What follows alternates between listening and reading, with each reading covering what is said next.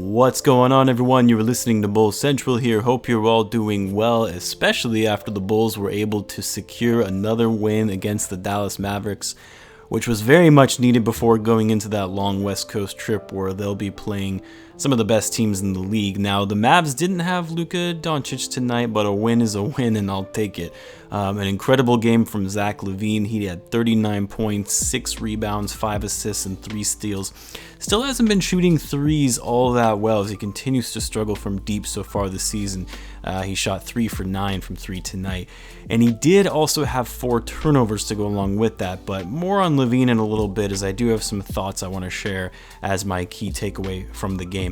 Coby White didn't have the best first half, but came out very strong in the second. He finished the game with 23 points, 7 rebounds, and 4 assists, a much more efficient shooting we've seen from him this season. Again, the main question is, can Coby produce like this consistently? That's been the biggest thing with Coby, is that he's a streaky player. Can he continue to produce like this night in and night out? Patrick Williams, now, what doesn't show up on the stat sheet from this kid is his hustle and aggression.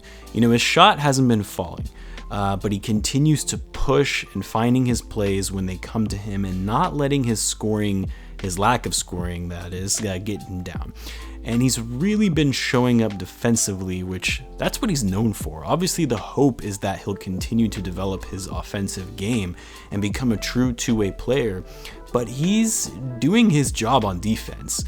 Tonight, he had 3 steals, 2 blocks. Keep in mind, he's leading the Bulls in block shots so far this season. And he had to, go along with that, he had 6 points and 5 rebounds. He was +6 on the night. And again, how about my man, Daniel Gafford?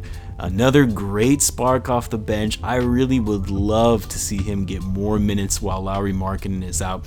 12 points, he was perfect from the field and the line, and I just can't say enough about this guy's energy and how the rest of the team feeds off that. He reminds me of like a Joakim Noah with Taj Gibson abilities. I know. If you've been watching my channel, I'm really high on Gafford, so I might be a little biased.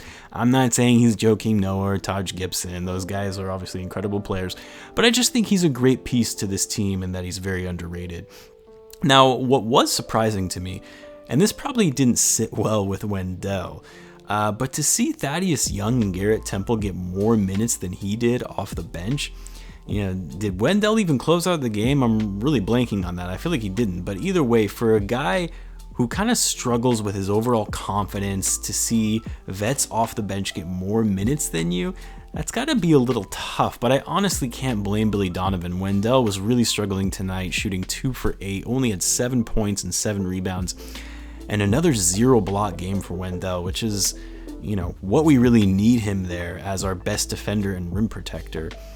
Now, as I'm watching the games, I always have thoughts that come into my mind on things that bother me, things that I like or I just find interesting. And there was something that I wanted to call out, and I've noticed it for a while now, but I've always just kind of gave the guy a bit of a pass because of everything else he does really well, and that's in regards to Zach LaVine. Now, I may lose some subscribers over this, and that's totally fine if I do. I know that I'm generally the minority in my opinion of Zach LaVine, and who am I to criticize, especially after a guy just finished with 39 points and really won this game for us. Let's be honest, without Zach, the Bulls would not win this game. But I think what drives me crazy about Zach, especially in these late game situations, is just his general decision making on the court. And let me explain. There were multiple times in the last 4 minutes of the game where the Bulls were ahead, and rather than setting up a play, killing some clock, Zach just ISOs and drives to the hoop with 18 seconds left on the shot clock. This happened once when there was 3:40 left in the game. The Bulls were up 4. Zach drove to the hoop, traveled, and turned the ball over. The Mavs then scored on the other end, cutting the lead to 2. On the very next play, Zach did the same exact thing, this time with 3:18 left in the game, 18 seconds left on the shot clock. He got the foul called on him this time and went to the line, but still a risky play rather than, letting some clock kill and setting up the offense. And then finally, we saw it again. And this time with 2:50 left in the game, the Bulls were up 6. And he had an excellent pass into a cutting Otto Porter, which led to a basket. And guys, I know what you're thinking. Well, that's his job. He's the best player. He's the best player on our team. He's the leader of our team, and it's his to control the offense down the stretch. And don't get me wrong, I totally agree with that. But sometimes I wish Zach didn't just try to take the game into his own hands and try to score as quickly as possible, especially when you're leading in the game. Get your teammates involved, set up a play, and get a bucket. This is obviously different when you're trailing in the game because you need to move quickly in scoring when you're in the last 3 minutes or so in the fourth quarter. But when you're ahead by a couple of possessions, just play smart basketball and ensure you don't give up any unnecessary quick turnovers. We saw this a lot from Zach LaVine last season. As great as he did a lot of great things as well, but we saw this a lot from him. And I thought this would change under a new coach to just have a little more patience and restraint in his overall desire to score as quickly as possible coming down the stretch. Now, guys, I've said this before, don't take this as me saying that LaVine is a scrub or an average player or that I don't want him on the Bulls because he's a liability. No, I still think he's our best player, an incredible talent, gifted athlete who's a prolific scorer. I just have very high expectations of him. So that's why I'm always, seeming a little bit harder on him than others. I want him to be our franchise player. I want him to be a superstar. So when I see, sort of the same things that we're seeing last year, I call it out because I need to see Zach take that next step into elite status of players. Anyway, so just a few quick updates in case you missed it, but Billy Donovan did confirm that Satoransky tested positive for COVID and will remain under quarantine, which is a huge blow for the Bulls, as Sato has really been a solid piece off the bench and running the floor and organizing the offense. This also goes along with Chandler Hutchinson, who also tested positive, so he'll be out for some time as well.